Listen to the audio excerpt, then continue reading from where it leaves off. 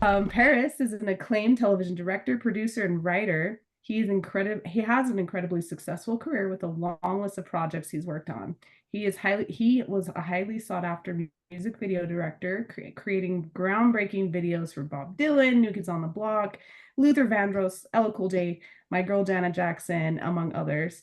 He is known for directing episodes of popular television series like NYPD Blue, ER, The West Wing, Lost, Sons of Anarchy, and 18 episodes of our favorite Station 19. And you had a 18. lot, I done yeah, a one more lot would of be 19. One more. I only done one more episode. Oh, that would have been so amazing. On nearly the 1 year anniversary of the series finale, we know the show lives on in our hearts and those who put so much time and love into this show. Perfect time to have Paris join us today. Here are some fan questions that we gathered. Fan I'll question. let Alex Yes. take over. But first, before you go to that, it's the 1 year anniversary of the show's final episode.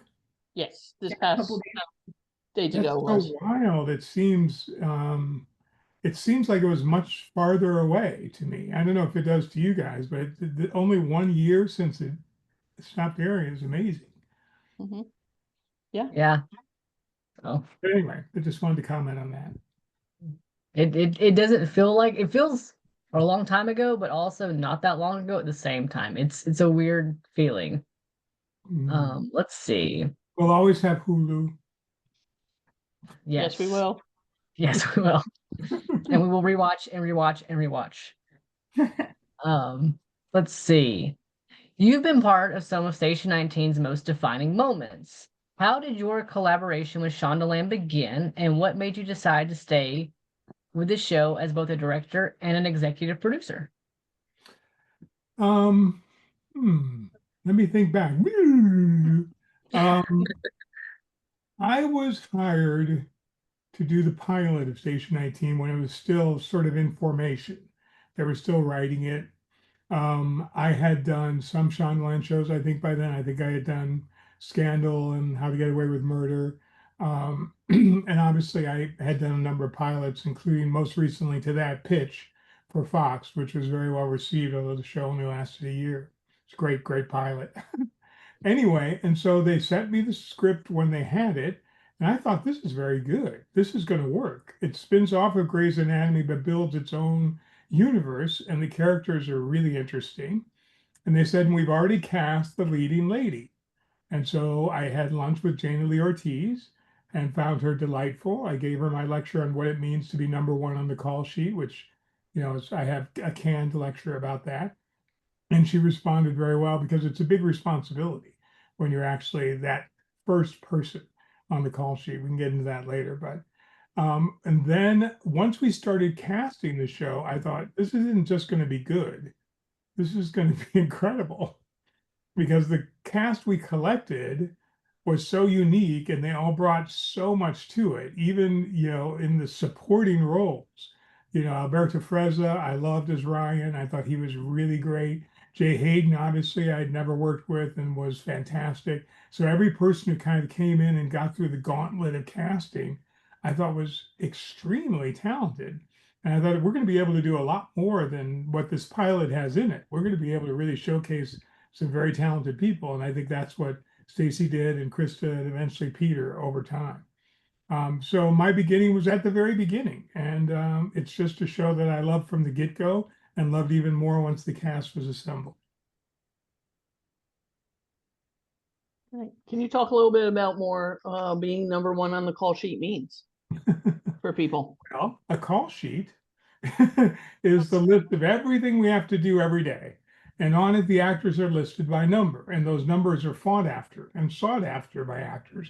And when you're number one, that means you're the first actor at the top of the call sheet. You're usually the one who has the most juice. Charlie Hunnam was number one on the call sheet on Sons of Anarchy, obviously. Kerry Washington was number one on the call sheet in Scandal. And it's a big responsibility. You sort of lead not only the cast, but also you set a tone for the crew because how you behave is very watched. I mean, the crew watches everything you do and takes everything very personally. So whether you care about them and demonstrate that, or whether you just think of them as nameless people who are helping you succeed, really matters. So I always encourage number ones to get to know the crew by name. Don't just pretend like they're just there for your pleasure. Really create a family. Help us create a family. And as number one in the call sheet, you're supposed to do that. You're always supposed to know your lines. You're always supposed to be on time. And with Jane and I said, you need to go and meet with Kerry Washington, who was one of the very best number ones on the call sheet I've ever experienced. I mean, she not only loved the crew, she worked on 2 units for 14 hours and didn't complain. She always took care of people and made sure, she knew people's birthdays. And, I said, you need to talk to her. And she did, and got some good advice from her. So it's really the leadership role, not just of the cast, but in many ways of the whole crew.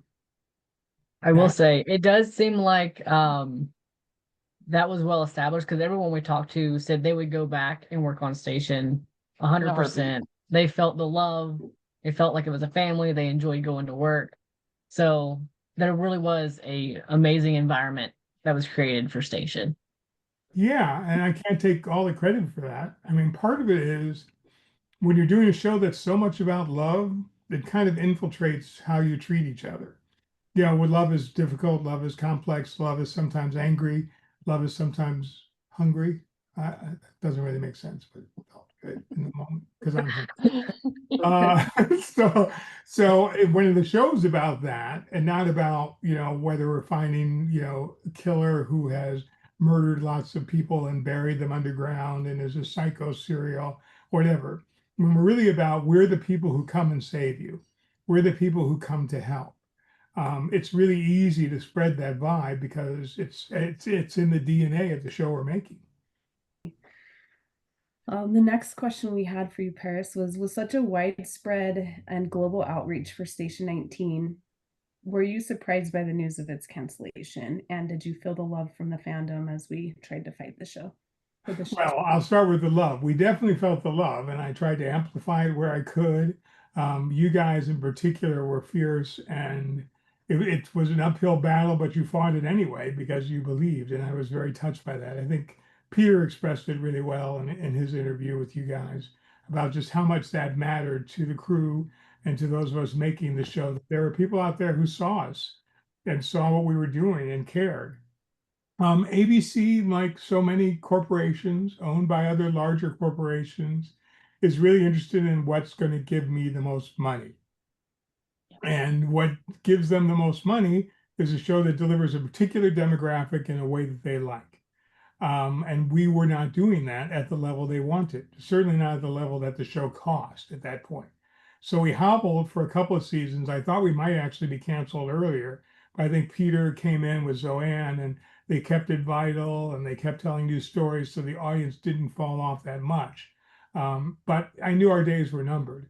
And it was too bad because the show is just getting more and more interesting as far as I'm concerned. With all the different important storylines that Station did over the years, was there a particular one that was one of your favorites? Storylines. I think you guys know this, I think the most successful storyline was really the relationship. It was the Mayan-Korean relationship. I mean, I looked at the YouTube collection of every scene they were ever in and every scene that even mentioned them. I think there are 199 videos in the collection. Wow. I didn't watch them all, but anyone that I watched, I thought, wow, it was so good. But also the relationship was written so well. I mean, it was so complicated, and because you hadn't really seen a lesbian couple of professionals like that, it was new, but at the same time, it felt comfortable because it felt like your relationship. Your relationship when you fight, your relationship when you have to be apart from each other, your relationship when your job gets in the way of your relationship. So I just thought it was really well crafted. And I thought, as we were making it, oh my God, the ladies are fighting again. I mean, this is getting so soapy. But as I really think back on it, and as I look back on the scenes there, it just felt real. It just felt like a continuing, developing real relationship, and not the perfect relationship where everything goes well all the time, but one that has its real ups and downs. So I just think that's going to be the long-term story of Station 19, will be that relationship. Sadly, it didn't start till season 3. I wish it would have started in season 1. We could have gotten a lot farther with it. Yeah. But I have a second best. Okay. What is it? I mean, that's the super obvious best. But for me, the other relationship that I clocked into was Vic and Travis. Yes. And I just thought that's another one where it's kind of new, the gay guy and the non-gay girl who are really close and they're close forever.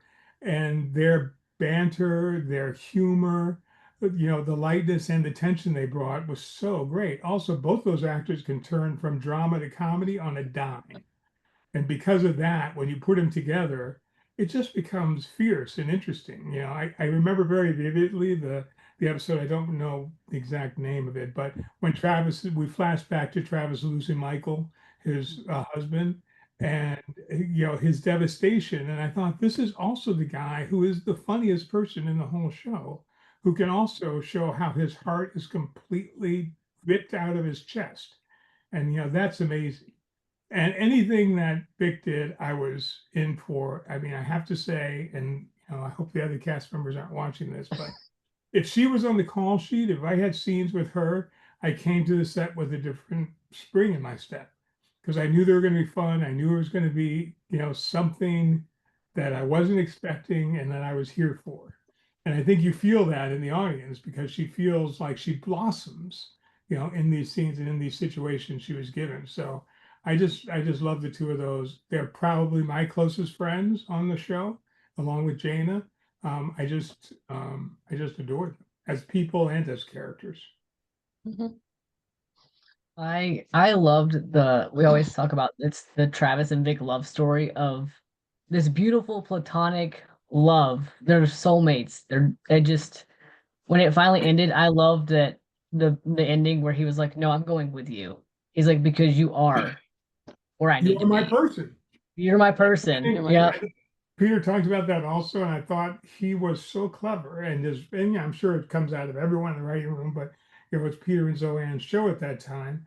But the closure of that relationship to me was a great rom-com. It was moving, it was unexpected, but at the same time, it felt inevitable. And that's really hard to do. It's hard to stick a landing like that.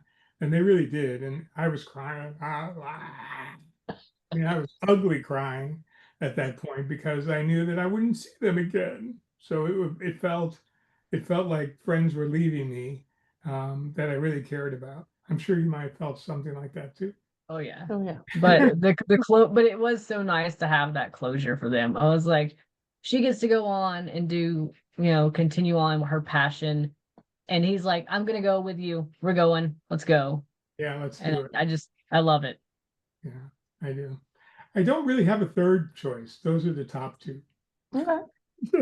Everyone else, all the other relationships in the show, I didn't care about. That's not Those true. two just stick out the most for everyone I'm just too. So joking. Those two stick I out. know. When I think about the show, those are the two I think about. Yeah.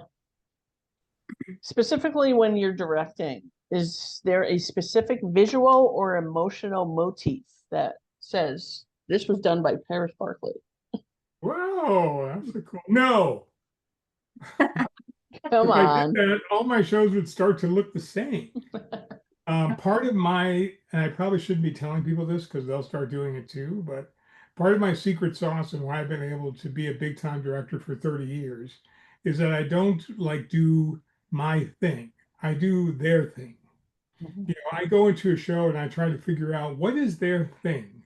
What are they trying to accomplish and how can I help that happen? So I was doing Sons of Anarchy at the same time I was doing Glee, almost at the same time I was doing In Treatment. And each of those had different demands, based on the showrunners, the style of the show, the artists who were there. And I was not trying to be Paris Barkley and make them become one thing. I was trying to figure out, oh, Glee needs this. In that case, it really needed an acting coach. It really needed someone who had a real visual sense with the musical numbers. But in treatment needs this. It needed space for the actors to discover the play that was the episode. So it led to 4 hour rehearsals and less time to shoot. And Sons of Anarchy needs this. I mean, those guys thought they were actually in a gang. So you basically became a weird guidance counselor for a gang of hoodlums. Yeah. Uh, so it was kind of like every show needs a different director, just like every actor needs a different director. So I try to be whatever the show and the episode needs.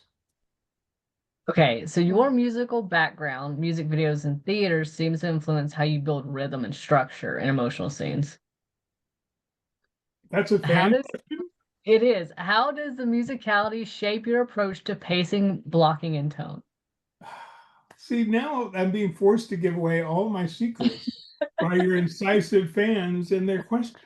This fan knows more about you than you probably know about you. Yeah, it's super scary. Well, it is music. It's all music.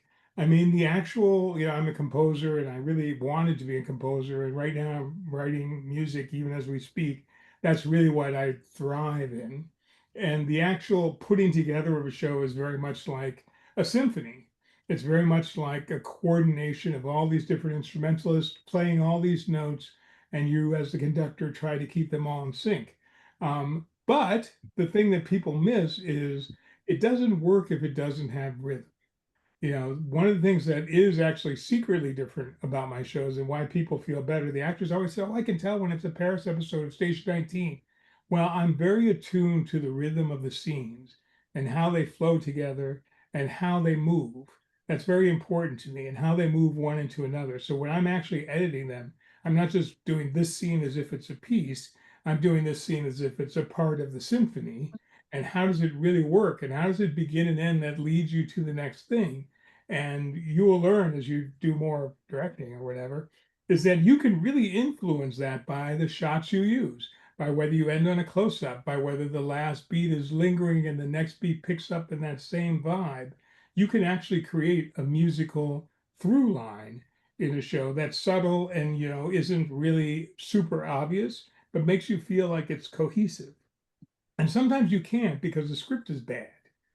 And if the script is bad and there are extraneous scenes in it and it's not telling the story you need to tell, then you're in trouble and the rhythm breaks down and it doesn't feel that good. I didn't have that problem very often on Station 19, but because sometimes when we actually edited things, we could delete the things that weren't really rhythmically working.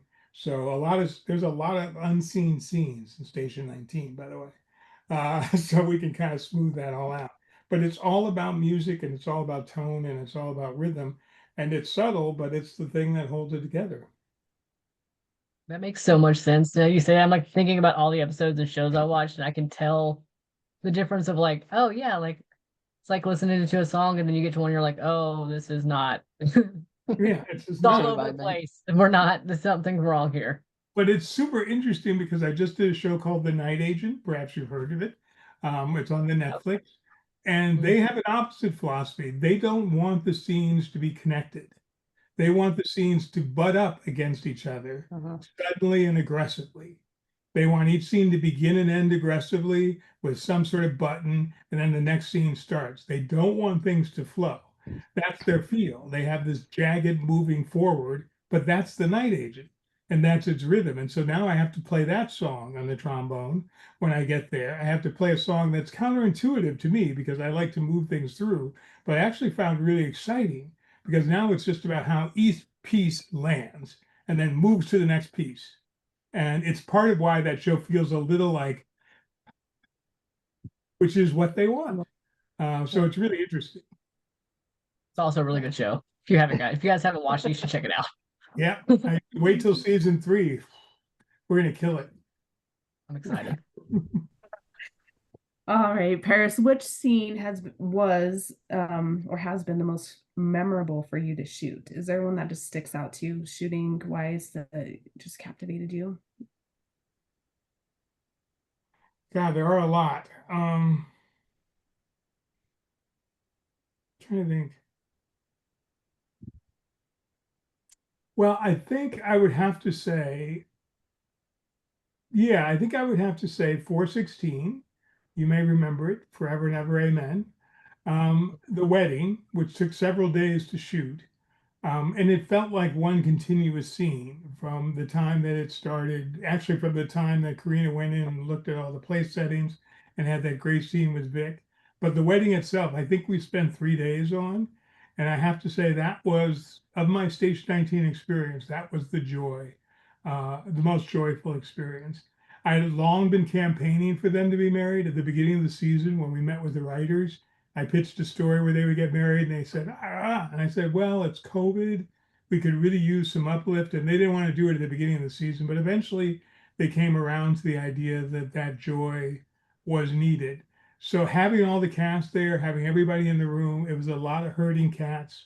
It took an enormous amount of planning. If you could see all the drawings and the diagrams I had, and how long it took us just to figure out where people would sit so we could make certain camera moves that moved through the room and caught all the conversation. And then we had the dance sequence, which was a blast, where we just let everybody take their turn in the circle. And I think maybe we did it 3 or 4 times altogether. Hilarious. I mean, we were tearfully crying. It was so joyful. And then in the end, the bittersweet ending of us finding that Maya has been dethroned while she's blissfully dancing with Karina and actually touching her in a very way.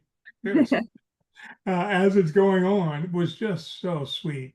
And that was the end of my tenure as an executive producer. After that episode, I was stepping away from the show, so I would no longer be a producer at that point, but I promised I would come back and do episodes as I did.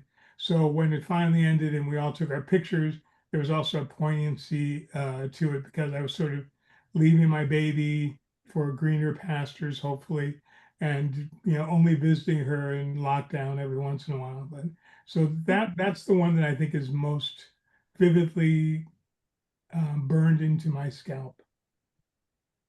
That was a great episode. And yeah, I love just like the drama of everyone slowly finding out before Maya did that she was demoted. Like, Oh yeah, I think it's so great. Also, we had so many great people in there that were like unused, like Colleen Foy, who played, gosh, I can't remember what her character Inara. was.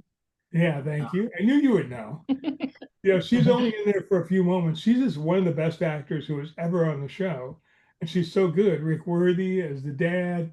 I mean, we just had a lot of fun with a really talented group there. And it was also great, all the stink eye between Sully and Jane, just like, oh, they would look across the way. And it's like anything that's happening good, they look at each other and go, I love it. So good. so funny. Oh, Yeah. And I also, that was Travis and Emmett hooking back up in the bathroom to Dua Lipa, which that song was like on the radio, and we Yeah. paid thousands of dollars to get it, but we cut that to that song, hoping that we could actually get it, and we finally did. And so I'm so happy that it's in there because when that song changes and we start swirling the camera around, actually the walls of the bathroom came out. This is a little known fact. In order to make that shot that turns around, we had to pull a wall out and then put it back in the shot. So the camera could wow. actually go around completely in the bathroom. Yeah, that makes more Love the sense. Yeah. bathroom to be able to do that. TV magic. Yeah, There you go. It's Secret really- revealed. I thought it was such a special because I wanted to give the gay boys a little special love because Yeah. they're, Yeah. Lockie Yep. is, we should get Lockie, by the way. He is a sweet. I know. We love Lachlan. Yes. Oh, that would be so Lockie is fun. Lockie is so sweet. I'm sure he would do it, but he Yeah. also has no body fat, which I find very disconcerting. But I digress. He's a really nice kid, and I love them getting back together again. And I just felt they deserved something special. Yeah. Yeah. So great. And that was like COVID season too. And so I can imagine it's kind of also a celebration where everybody could be together and kind of like It was a like your wrap rap party, Yeah, we had to have our masks on all the time when we weren't actually shooting, and that's when we had all the protocols, and everyone's being tested every day, and it was just really difficult to shoot that. But because it was this party and this wedding that we were all so into, it made it just unforgettable for me. Yeah. It's amazing. Great Awesome. episode. Okay, we're going to shift a little and talk more about the directing. Specifically, you directing some of the cast members, shifting from actors to directors. What was your approach to supporting their growth behind the camera? And what's the first thing you teach someone when shadowing you on set? Well, let me begin by saying I don't believe actors should be directors on the show they're acting on. This is something I learned from Stephen Bochco back in the day. He did not allow directors, he did not allow actors who wanted to be directors to direct on a show they were on. They could go to another show and direct it, and that would be fine.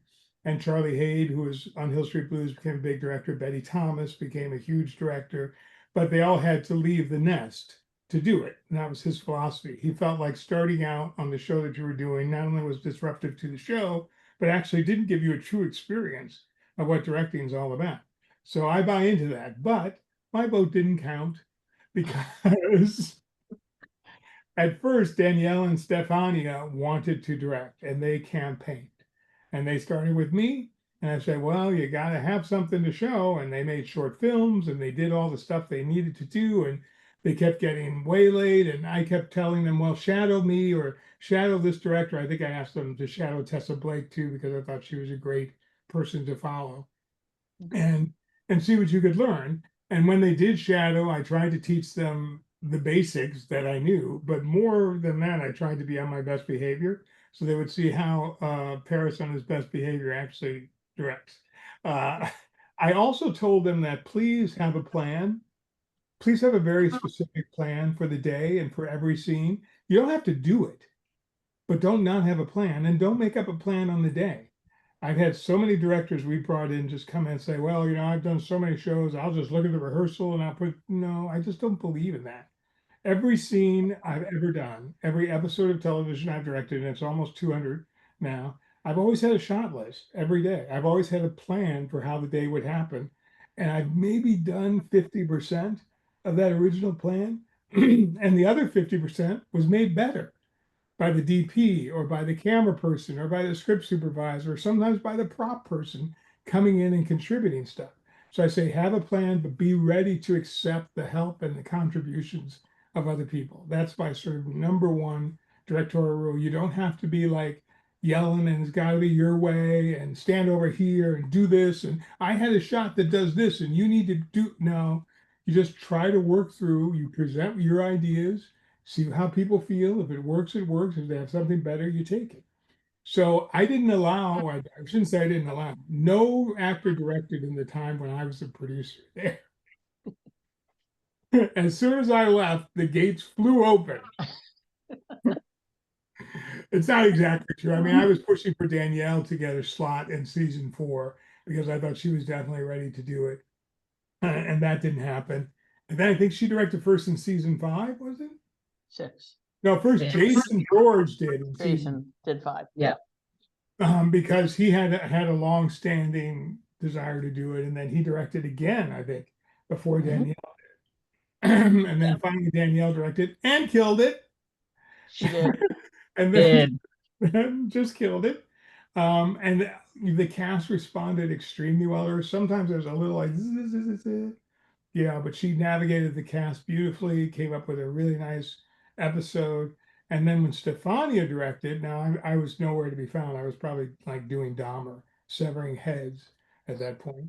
So while I was severing heads, Stefania was directing, and it was beautiful and different. And Brian Garbellini, I know, talked a little bit about that. She broke a little bit of the rules. She broke a lot of rules, but some of the breaking of the rules got into the movie, which I think is really what a director is supposed to do. A director is supposed to stretch the show a little bit.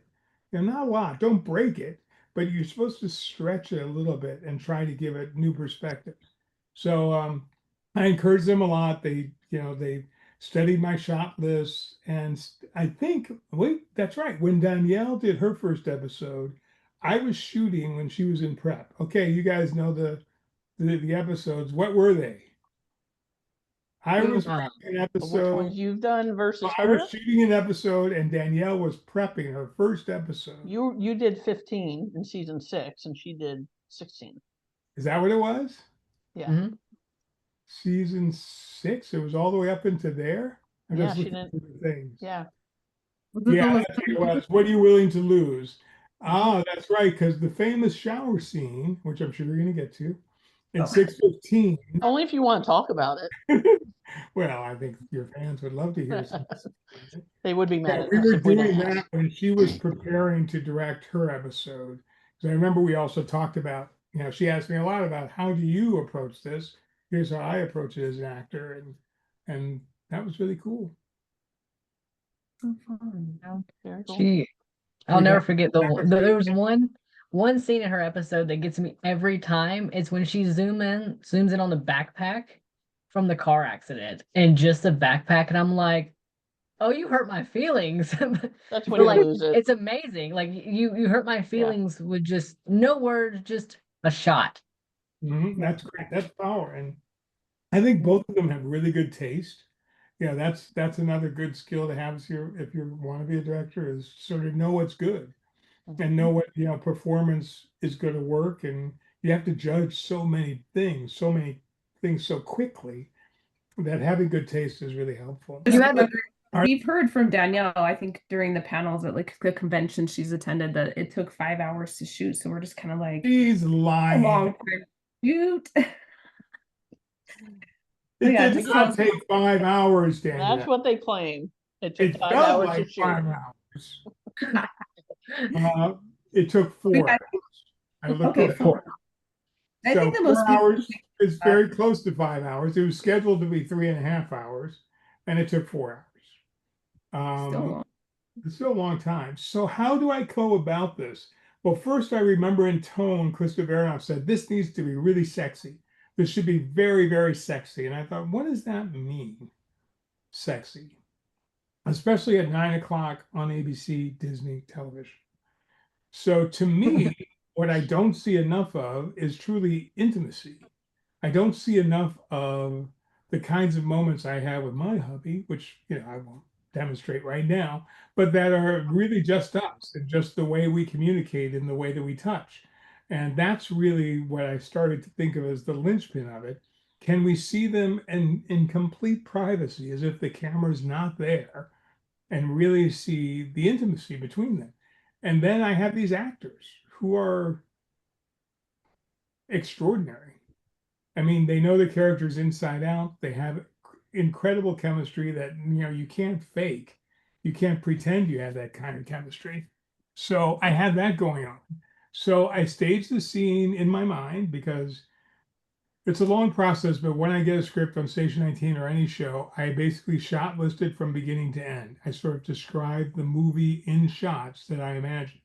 And then with each day, I take those shots depending upon what we have scheduled to shoot on the day, and I look and see if I can accomplish the work in that day, and then I have to revise it. In the case of the idea I had of this shot, I said, I'm going to actually do Psycho, but I'm going to do it with love instead of murder. I'm going to show details of them, and sometimes just parts of them, sometimes just their feet, sometimes just the hands in the glass. The hands in the glass shot in that is the shot from Psycho, except then she's getting killed, and here she's, well, Not. Having a much better time. having a much better time than Janet Leigh did. So if you look at it now in terms of Psycho, you'll see there are visual quotes from it, actually, where the shower became so horrific and scary you never wanted to shower again. So I'm told. In this one, everybody wants to shower, at least with Maya and Karina. Even gay people want to shower with Maya and Karina. And again, before we got there, I went with the DP and I said, how are we going to light this? It's much lower lighting in the bathroom than usual. What's what we decided to do. We tore out the back wall, which doesn't normally come out, but we made it so that we could strip it and put it back in. It never went back in right, by the way, after that. You have to look very closely in the show to see it. So I wanted some shots that were from that back wall, so we had to take it out altogether. And I said, what are we going to do about the girl's wet hair? Because that's only going to give us one take. And then their hair is going to be wet. And then so what? So we decided that if Karina, this is how technical this gets, by the way. If Karina largely faces away from the shower, we can allow the back of her hair to get wet, and we should try to keep Maya's hair from getting wet until the last possible moment, because that will give us reshooting ability of everything until the climax of it, where both of them would be wet. And that's what we did. So there weren't a ton of takes of it. We shot maybe 4 or 5 things that were looking forward. We shot the feet going in first, I believe, while everyone was still dry. I remember we had to have a person just clean poor Danielle's feet. When you're looking at people's feet really close, and they've been walking on the stage. It's not as pretty as you might want it to be. So we had feed cleaners. And then once we slipped in, we built everything towards the wall first, and then we took the wall out and did the things that were really coming from inside of the shower out. And I didn't give the women a lot of direction. We had some choreography in mind. We said maybe you could slip down her body here. We had an intimacy coordinator who I don't remember as being helpful. In fact, I don't remember them at all, but I know we had that. But the ladies pretty much knew each other so well, they played the scene as if they were actually having the experience. And for many crew members, they found it extremely um, erotic without being explicit, which is really what we wanted it to be. We wanted it to be, that's the essence of, I think, sexual intimacy to me. It's erotic because it turns your imagination, and it also allows you to feel like you are in the room, and in this case, in the shower with these ladies you revere. So you have this intimate view of them, and you see their eyes. And I'm telling you, this would not work if we had bad actors. This scene really works because of their connection. And all the shooting that I did was just to capture that. I've often told directors in my directing class, your biggest job is staying out of the way. Yeah. Stay out of the way. Sometimes you just have to not fuck it up. Sometimes you just have to say, that's it, and let's move on. You don't have to impose your will on something that is its own organic self. And that's hard for people to learn because they think being a director is super bossy and blah, blah, blah, and you control. But a lot of times you just create an environment, a nice warm shower, where people can step in and clean each other, sort of. Yeah. Well, it was groundbreaking, and it showed a lot of validation for a lot of people. I think you captured that so beautifully and with care, care is a great word. And frankly, probably made history at the 9 o'clock hour on ABC. Yeah, I don't think we've seen anything quite that intense on ABC at 9 o'clock. Talk about pushing boundaries. I did go beyond it on Dr. Odyssey, though, when we did the three-way. Oh, So yeah. I totally destroyed the 9 o'clock hour. So now I have a history of doing incredibly, non-explicit, explicit sexual stuff at 9. So now it's the Paris Barclay method. Oh God, Breaking barriers everywhere. I love that's it. what we do. Very awesome. Can I ask you a question for me? Yes. No one ever asked me about the worst work I've done on Station 19.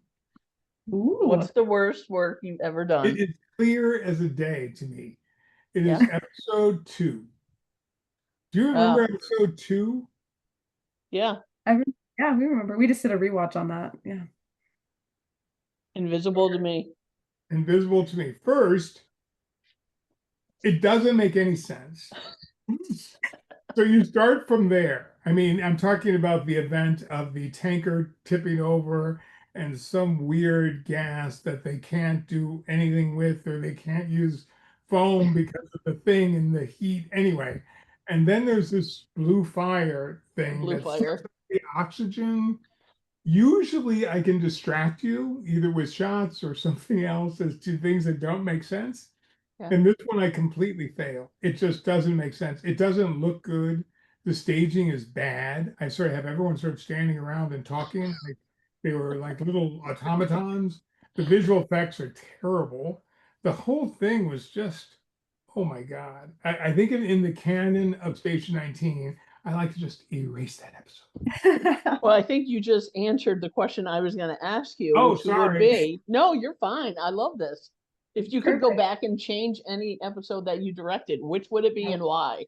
You just Episode answered it. 102. 102. I would have just deleted it from the memory card and maybe even from Hulu. A little bit like, Gordon Ramsay's Generations, MasterChef Generations show, which I was watching and then suddenly it disappeared from Hulu. I would just disappear that episode and just say, oh, sorry, 2 is not available. You got lost. I don't know what happened. And that there is the opposite too, which is my favorite episode that I think is the best I can do. in terms of Station 19 is one in which Maya and Korea do not appear. Which one is that? I'm trying to think which one it would have been. Let's see. I like throwing down- Pre-Karina or after she I'm appeared? cheating. This is after Karina is around, but Hmm. I believe neither of them appears in this episode. Ooh. Was it 7-1? I No, don't that know. no, they No, were they were in 7-1. I don't know. Let me look and see what the number is of it. Well, if it makes you feel any better while you're looking that up, the fans love the Blue Fire episode and the little Really? teapot song. Yeah, Yeah. like I think it's so I don't know if It's- that makes you feel any better, but Maybe from a Fans writer's really? perspective, Seriously? they liked it, but from you as a director's perspective, you hated it. Oh my God. I can't watch it. I find it unbearable. Okay, so my favorite is 413, which is, I guess, I'm floating. Okay. yeah. Here You're is, right. this is the show where you have Jason and Oak just mostly on the water In the with water, some yeah. flashbacks Yes. to what's happening in their lives, and we built this huge tank and did all this stuff. But part of it was the technical difficulty of that. But also, I thought here we are using 42 minutes of network television to talk about the impact of George Floyd, to talk about what it means to be a Black father, to talk about what, at the end of our lives, what really is going to matter to us. And Dr. Daniel Ho, who wrote this, I don't know how he is not Black, he is Asian, and yet from the get-go, he had written a script that was so deep and so moving to me. And I thought in that time, I mean, it's hard to remember right now, but George Floyd was really a thing. They're trying to erase it now as much as possible, but Yeah. when this episode was made, it was a devastating shock to the system. And Krista decided to deal with it in the show, which I thought was very brave. And Oak really wanted to do it as well, but it went farther than that. It just went to this exploration that was beyond the realm of the show itself. It's a little bit like Something Happens When We Talk, which was another Krista Verinoff special episode earlier, which did that whole just the first time Diane came and psychologicalized everybody. It just said, I'm just going to use this form of the show to explore something that's deep and moving. And I love, love, love, even though it's normally corny that they just survive. But at the end, when they actually do end up on the beach, and then that is the same beach, by the way, that everyone appeared on Grey's Anatomy when they were just so you know. No, it's not actually, because the Grey's Anatomy beach is in Malibu. It just looks the same. This one was in Long Beach. But when we actually did that scene and they come out and Anthony Ramos is singing the song on the soundtrack, which is, I wrote a letter to my mother just telling you I'll meet you in heaven, basically. And I just was bawling. Anthony Ramos is singing. And then the icing on the cake is Vic tells Dean that she loves him. And he doesn't even know what to do. It's just to me, it had so much complexity to it, and I was so moved by it, and the way the music came together, and the storytelling itself. I thought it's just my favorite. It's a beautiful episode, and I really love how Station would go there. Like if Yeah. something was controversial, they're saying we're gonna go there and we're gonna make it relevant to your life. We're gonna put it into a story so you can understand from a different perspective. Yep. And I thought that was really cool, especially season 4. Season 4 was really, really good about like doing it. And then they did the same thing again in season 6, 7, 7, 7 when Maya confronts her brother and finds out all of that. And I was like, the fact that there's not a happy ending, because the reality is sometimes there is no happy ending when it comes to that. I have to say that I was proudest of the show in those times because it's great that we're making an entertainment that distracts people for an hour. But I was taught by my Harvard screenwriting professor, William Alfred. He always said that if you're ever going to write something and ask for someone's time, 1 hour, 2 hours, you're asking for their time, you have to know what you're giving back. What are you giving to them? What is your gift? Because if you're just taking away their time, then you're taking away time they could be with their child, or they could be writing a letter to their mother, or they could be doing any of a million things. You're asking for that, and you're asking for their attention. What is the gift? What do you want to say? So make things matter that you do. And I think Krista was just a master of that. And then, Peter picked up the torch afterwards of just finding out a way within these characters. I mean, Dean would be that guy. Dean would have that reaction. That was not like out of character. We weren't taking a character and twisting him to deal with George Floyd.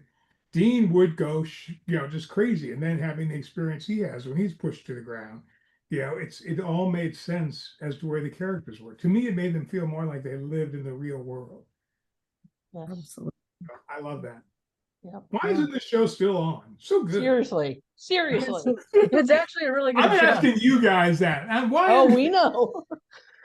We ask that every day. I'm like, oh, this would be a great topic to bring up in an episode. Just like, yeah, it just went there. Like Alex said, it very important discussions and topics that crazy as the world is right now. Yeah, we need Station. Totally. We do have some special questions. Speaking of time, we know your time is precious today. Special questions. We have a special questions from Mr. Greenspan. Uh-oh. He's another one of my directorial proteges, by the way. We love him. Yeah, good man. All right. Hit me, Green. This question. First Greenspan question is, what do you miss most about Station 9?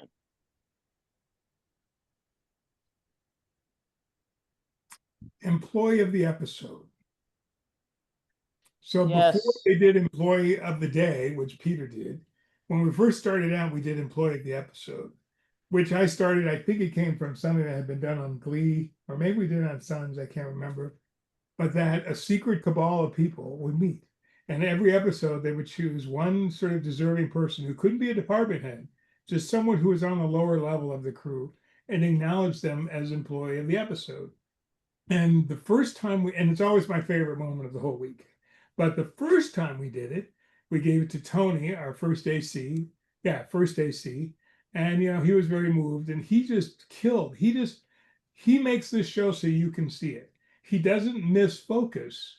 So when there's a critical moment or a tear coming down someone's life or something that we're never going to get again, because Tony is so good at his craft, which is focusing the camera, even if the actor's off the mark, he still gets it.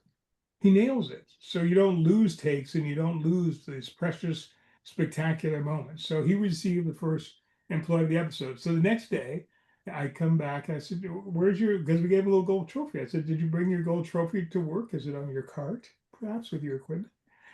He said, no, my girlfriend took it. She put it up in our apartment. I said, your girlfriend took it? And I said, yeah, because when I brought it home and told her the story of it, she broke down in tears because she said, Tony, you have never been acknowledged at work before. Do you recognize that? And he said, yeah, I guess so. No one ever has seen you or said, Tony, you deserve recognition. And so that really, now I'm getting emotional thinking about it. That really fueled my fuel to keep doing it, because there's so many people who are unseen on the show, but are making it happen on a daily basis. And there's lots of us who get paid a lot, and there are lots of us who are sort of kind of famous, but there's also people like Tony, and there's boom operators, and there's transportation coordinators, and they're working like the longer days, the harder hours, just making sure the environment exists where people can make this dream of a movie. And they don't always receive the love. So we did that every week, and then eventually we did plaques in the office that would tell you who the names of the people for each episode. And we tried to get to as many departments as we could, so we sort of spread it around. But there were great stories every week. There was always someone with a little bit of a story that we could tell about what they've done that hadn't been noticed. Once, I'm going on about it. Once we gave it to one of our location managers. And the story had been, I think it was for that. Remember that episode, Satellite of Love?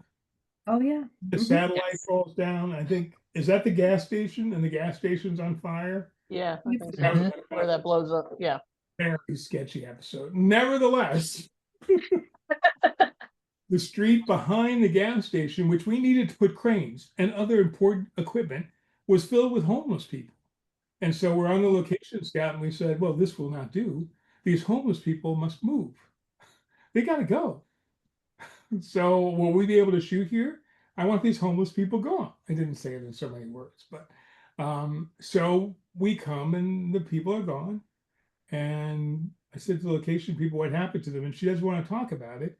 And then I go to her boss, and she spent the weekend going to each of those persons, finding out how she could help them and getting them into shelters. Oh, wow. Oh, That's incredible. Like on her time. Yeah. She said, we're not just going to sweep you and push you out and say where you could go.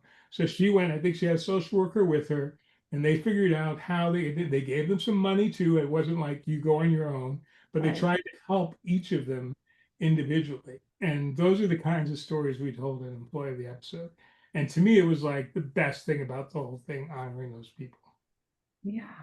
Oh, that is so special. And I'm sure it's something that they'll never forget for the rest of their lives either. Is No.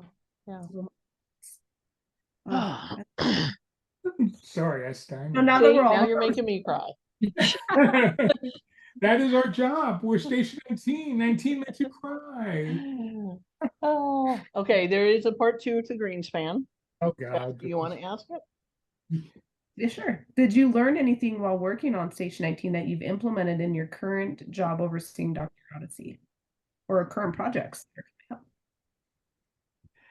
Yeah, there's a couple things. I think the most helpful thing is getting the cast together early, which I had sort of done in other episodes, but on Station 19, at the beginning of each season, we all got in a room with the showrunners and we talked about, we had a question that was posed. Sometimes it is, what's the work that you're most proud of? Sometimes it was, yeah, where do you think your character was greatest last season? We just asked a question. We went around and just reconnected with each other. Um, we did the same thing at the beginning of Dr. Odyssey because Joshua Jackson was a big star. Don Johnson was a big star. Philippa in our own world is a star. Sean, not a star, but very eager. And all of them had to come together to be a unit. And so we just spent some time in my office just talking personally about what makes us tick. And people found common ground. You know, we found that Don Johnson is delightful, by the way, not an asshole, not prickly. He is delightful. Joshua Jackson is one of the most caring people of all time. Pippa is, I mean, I wish she had been on Station 19. If we had created a part for her on Station 19, maybe with Dean, I don't know. It's a little Hamilton, a little bit, but she can do anything. She's very much like Barrett. You know, not only can she sing, but she can do anything. Funny, comic, dramatic. So I now will always do that. I'll always pull the cast together again, spend some hours in time, not doing rehearsal, not reading the script, just talking about who we are and talking about what we believe and what we're proud of and why we do this work. And it just opens people up to each other. Wonderful. I love that.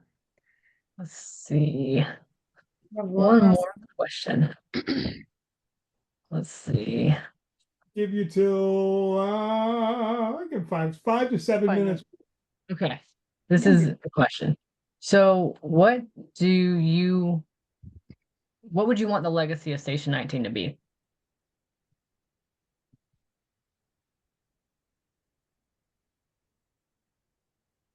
Well, it feels like it's in the waning days of network television dramas that can be both funny and dramatic and caring and just occasionally deal with what's really going on in the world. I think now everything's shifting and there's less production altogether. And I think I don't know if I can think of a show that does the balance that Station 19 did. You know, that was really funny and at the same time really moving. At the same time, had high adventure. We sort of tried it in Dr. Odyssey, but I think Station 19 accomplished it over 7 seasons. And yeah, some episodes are uneven, but you know, as long as Maya and Karina are on screen, you know, we're okay. But I think the legacy will be is you can do it all. You can have it all. It's very Shondaland, actually. You can have the funny, you can have the dramatic, you can have the joy, you can have the heartbreak, and people do like it all. They don't need everything just this. They don't need just comedy and they don't need just darkness. They like it all. You know, they like to see all kinds of people, the gays, the bis, the soon to be gays, whatever, all the different combinations they enjoy. I mean, and Station 19 did that.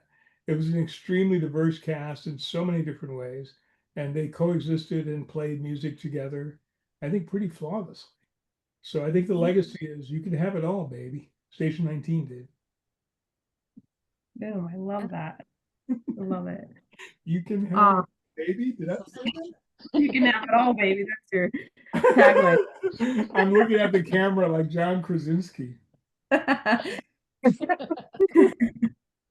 love it. Well, thank you, Paris, for a special thank you for joining All right, us today. but just before you end, there's one thing I do want to say is you've given a lot of attention to the actors and started to do some of the directors.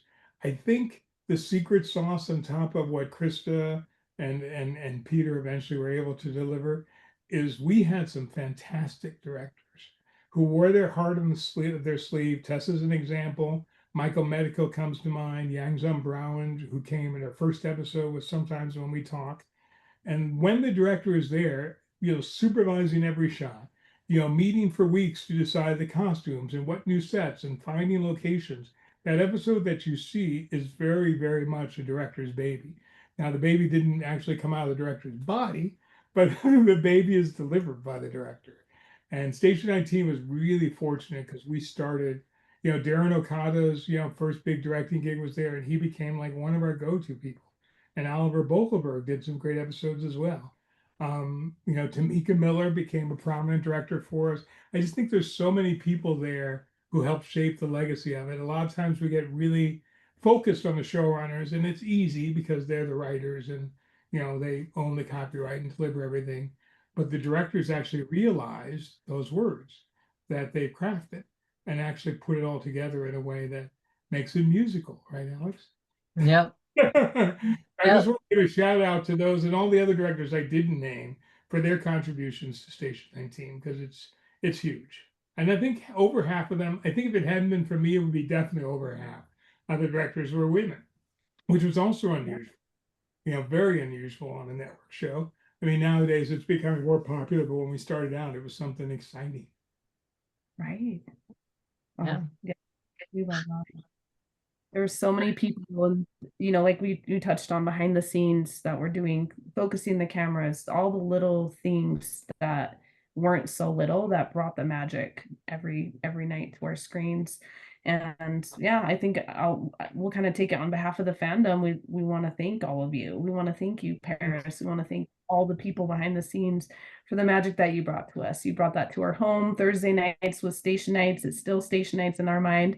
We do rewatches and we talk about it still, just to keep it alive. But it was the beacon of hope for many, beacon of hope and love, honestly, for many of us, shining its light in all corners of the world. It touched everywhere. A claim to newly found friendships and family. We all found each other. We call each other family now, and a lot of relationships, people getting married that found each other through the fandom. So really, really fun and really incredible. It's a place for that people have called home, that those that maybe were feeling lost, that they could be seen. The stories and the characters that the show brought to light and shared with us will always be treasured. So we just want to thank you and thank on behalf of everybody in the fandom. And we'll get a big 19 here at the end. That's how we like to end it. We'll go 1, 2, 3, 19. 19! All right, thank you guys. You did a great job. Thank you, Paris. Let me know when it actually is up so I can actually see if I was really stupid because I never know when it's saying. We'll send you advance copy. Thank You you did guys. amazing. Thank you so much for your fandom. Thank you so much for your love of the show. It's meant a lot to those of us who worked on it. So keep it going. Glee has a similar phenomenon to you guys, but you guys are sort of handedly holding up the torch. So we thank you.